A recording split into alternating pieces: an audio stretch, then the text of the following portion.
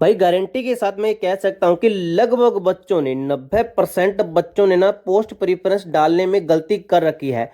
तो इस गलती से क्या नुकसान होगा? भाई जिन बच्चों के 140 तक भी नंबर बने ना तो उनका फिजिकल के लिए भी नाम नहीं आएगा, यानी कि जीडी 2024 की भर्ती उनके हाथ से गई।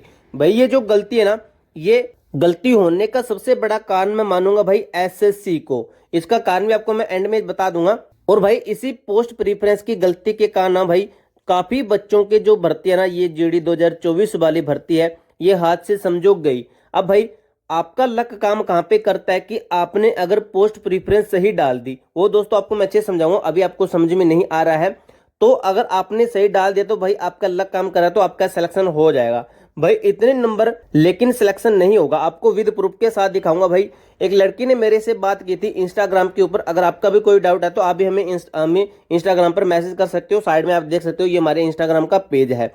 तो भाई उस लड़की के काफी नंबर बढ़ रहे हैं और पिछली भर्ती 2023 के अंदर भी भाई उस लड़की का सिलेक्शन रुक गया था एक नंबर के कारण। भाई लगभग जो भर्ती है ना उसके अंदर उस लड़की का अच्छा स्कोर होता है, पढ़ने वाली लड़की है। आपको मैं बताऊंगा भाई उस लड़की के साथ क्या हुआ था। काफी नंबर बने लेकिन भाई उसका सिलेक्शन कहीं ना कहीं नहीं हो सकता, ये हमारा मानना है। आपको विद प्रूफ के साथ दिखाऊंगा। तो हमारी उनसे जो बात हुई थी वो आपको मैं दिखाता हूं, पहले उसके बाद में बताऊंगा भाई आपने कहां पे गलती कर रखी है पोस्ट प्रीफरेंस के अंदर। भाई आपसे भी गलती हो सकती है, तो इसका क्या सॉल्यूशन हो सकता है इसके ऊपर भी हम बात करेंगे। तो दोस्तों वीडियो को एक लाइक जरूर कीजिए, प्लस अगर हमारे चैनल पर नए हैं तो चैनल को सब्सक्राइब कर लीजिए। तो चलिए दोस्तों ज्यादा टाइम वेस्ट नहीं करते, जानते हैं आज का ये टॉपिक है, ये क्या मामला है। सबसे पहले भाई हमने इनकी डिटेल हाइड कर रखी है, क्योंकि भाई लड़की है तो उसकी जो पर्सनल चीजें हमें हाइड करनी चाहिए। तो भाई उनका मैसेज था, हेलो सर जी, मेरे 130 नंबर है, एससी कास्ट, हरियाणा से फीमेल, क्या हो जाएगा? तो भाई 130 नंबर हमें लगता भी बिल्कुल चांस हो सकते हैं, लेकिन जो पोस्ट प्रिफरेंस का मामला वो बाद में हमारे सामने आया था। कैसे कैसे आया था देखिए, हमने लिखा कि चांस है आपके। तो भाई मैंने देखा कि हरियाणा से लड़की है, तो भाई इतने नंबर बने तो कहीं नहीं कि हरियाणा ग्रुप डी में भी इनका होना चाहिए था। तो उन्होंने बताया नहीं जी, एक नंबर से हरियाणा ग्रुप डी के अंदर रह गई। तो मैंने कहा ओके। तो उन्होंने कहा कि सर जी आपका नंबर दे दीजिए। मैंने कहा भी नंबर नहीं मिल सकता, क्योंकि भाई अगर हम नंबर दे देते हैं तो इससे हमें ज्यादा परेशानी होगी, क्योंकि फिर बच्चे क्या करेंगे भाई, 1% भी अगर डाउट है ना उनको पता है तो भी भाई वो कॉल कर लेंगे, और बिना पूछने वाले भी बातें पूछते हैं। जैसे कोई लड़का कॉल कर लेगा कि भाई मेरा इतना स्कोर बना है तो मेरी चांस है यहाँ पे नहीं है। तो भाई इस चीज का क्या बात है, मैं आपको वीडियो बनाकर ऑलरेडी अपडेट करता रहता हूँ कि इतने अगर आपके नंबर हैं तो आप बिल्कुल सेफ हैं। फिर भी बच्चे कॉल कर लेते हैं, इसी कारण से हम किसी को नंबर नहीं दे रहे हैं। तो उन्होंने आगे लिखा कि 130 नंबर है अब हमारे। तो मैंने पूछा कि नॉर्मलाइजेशन देखी क्या, क्योंकि भाई रैंक आईक्यू के ऊपर लगभग हम कह सकते हैं कि 99% रैंक आईक्यू की नॉर्मलाइजेशन सही होती है। तो मैंने कहा कि भाई 130 इनके बड़े हैं तो नॉर्मलाइजेशन होकर भाई 140 तक इनका स्कोर जा सकता है। तो फिर उन्होंने कहा कि नॉर्मल में कितने बढ़ेंगे जी? तो भाई मैंने इनसे ये लिख दिया कि, इन्होंने लिखा कि नहीं जी मैं तो आपकी वीडियो देखती हूँ, बस पिछली बार कट्टों में रह गई थी। ये आप इसकी पिछली बार कट्टों का जो है स्कोर कार्ड है ये देख सकते हो। पिछली भर्ती के अंदर इनके 111.4 थे, राज स्कोर इनका 102 था। तो ये था। अब आगे हमने क्या लिखा, इनसे बात की थी तो मैंने इनसे जो आंसर की का यूआरएल है वो इनसे मांगा था, फिर उन्होंने भेज दिया। तो मैंने इनकी नॉर्मलाइजेशन चेक करके बताई कि आपका कितना स्कोर है। तो इनका स्कोर तो बना भाई 124, राज स्कोर इन्होंने बताया था 130, लेकिन 124 इनका बना है, और 136 इनकी नॉर्मलाइजेशन, यानी कि लगभग इससे 2 से 3 कम करें तो 132 से लेकर 134 तक इनके नंबर बन सकते हैं। तो भाई कहीं ना कहीं इनके बिल्कुल चांस बनते हैं हरियाणा सी से। तो भाई आगे इन्होंने लिखा कि अच्छा जी फिर तो मैं जी रनिंग करूंगी। तो भाई मैंने कहा यहाँ भी बिल्कुल रनिंग कर सकते हो, क्योंकि इसका कोई नहीं पता अभी नॉर्मलाइजेशन के अंदर 120 से 140 तक भी कब कौन पहुंच जाए कुछ नहीं पता है। 20-20 प्लस नॉर्मलाइजेशन मिल जाए कुछ नहीं पता है। ये इनकी पिछली भर्ती का जो मेडिकल के जो है कागजात वो है। तो उन्होंने हमें ये भेजे थे। अब भाई आगे क्या है कि मैंने इनसे आंसर की यूआरएल मांगा था, ये किसी और बच्चे की इन्होंने पूछी थी, उसका पूछा। तो फिर इनसे मैंने पूछा कि आपकी भाई फर्स्ट चॉइस क्या है, तो क्यों कि हम पूछ ली। इन्होंने लिखा कि फर्स्ट नंबर पर है हमारी एसएसबी, सेकंड नंबर पर है सीआईएसएफ। तो भाई मैंने इनसे ये भी पूछा था बाद में कि आपका फॉर्म किसने डाला था। तो उन्होंने बताया कि जो ई मित्र वाला है उसको मैंने बोल दिया था, उन्होंने अपने आप फॉर्म डाल दिया था। तो भाई ये चीज गलती है ना, ये सबसे बड़ी गलती है। ई मित्र वाले पे ऊपर जो आप छोड़ देते हो ना कि फर्स्ट चॉइस क्या रखनी है, तो वो कुछ भी नहीं देखते हैं। तो ये भी आपको बताऊंगा। तो फिर मैंने कहा हाँ देखा मैंने, आंसर की का यूआरएल दो। फिर उन्होंने इस बच्चे की आंसर की का यूआरएल दिया, ये अलग है। तो भाई उसके बाद में क्या हुआ, मैंने फिर जो स्टेट वाइज वैकेंसी है ना ये चेक की थी कि भाई इतना अच्छा स्कोर है, क्योंकि भाई इस लड़की की कंडीशन ऐसी है। तो मुझे लगा कहीं ना कहीं इसकी हेल्प करनी चाहिए भाई, मैरिड लड़की है, इनके हस्बैंड की डेथ हो चुकी है।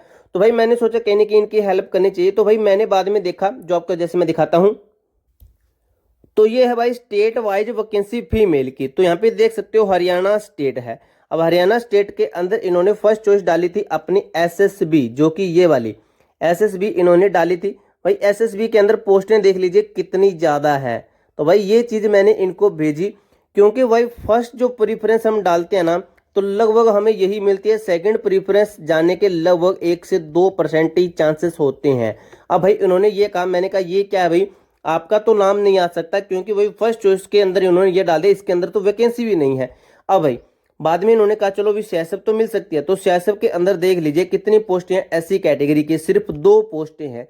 तो भाई 130 के अंदर, वो भी नॉर्मलाइजेशन होकर, तो मुझे नहीं लगता कि 130 के अंदर इनको ये जो फाइनल सिलेक्शन दिला देगी। तो मैंने इनको क्लियर बोल दिया कि जेडी 2025 की आप तैयारी कर लीजिए। मैंने ये नहीं कहा कि इसकी रनिंग मत कीजिए, रनिंग करो वो आपकी मर्जी है, लेकिन मैंने जो सही लगा मुझे वो आपको इनको मैंने बता दिया था। अब ये गलती मैं इनकी नहीं मानता, ये गलती मानता हूं मैं कहीं ना कहीं उस लड़के की जिन्होंने इनका फॉर्म डाला था। और उनको ये सोचना चाहिए था कि इस लड़की को जॉब की जरूरत है, तो वो सबसे पहले इस बीएसएफ को डाल देते या फिर सीआईएसएफ को डाल देते, क्योंकि भाई इसके अंदर वैकेंसी तो है।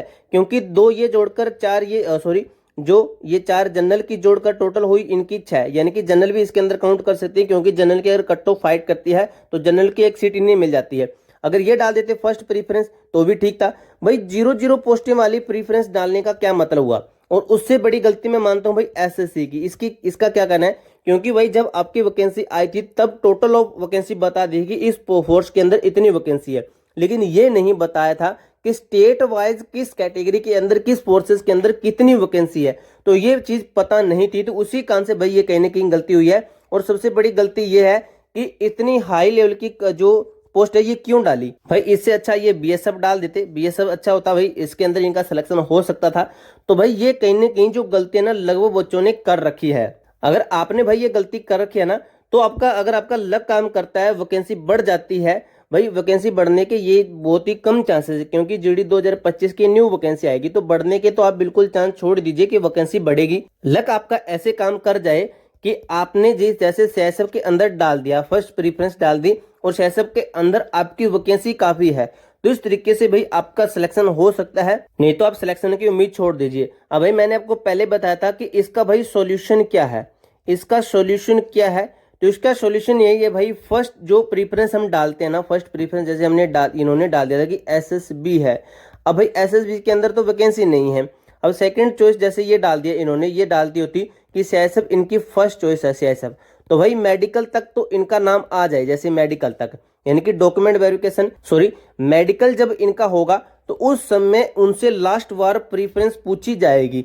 तब ये क्या करेगी भाई, अदर पोस्ट को छोड़कर जिस फोर्स के अंदर ज्यादा वैकेंसी है उसके अंदर अपना नाम डाल दे कि भाई मेरी जो फर्स्ट प्रीफरेंस है ये वाली है। यानी कि आपको 2 बार अपनी फोर्स चॉइस करने का मौका दिया जाता है, यानी कि जो अपनी प्रीफरेंस है ये चेंज करने का मौका आपको 2 बार दिया जाता है। एक तो फर्स्ट बार जब आप फॉर्म डालते हो, और सेकंड बार जब आपका मेडिकल होता है। तो भाई आपका लक काम करे, आप मेडिकल तक पहुंच जाते हो तो आप प्रीफरेंस चेंज कर लेना भाई, आपको मैं पहले ही क्लियर कर रहा हूं।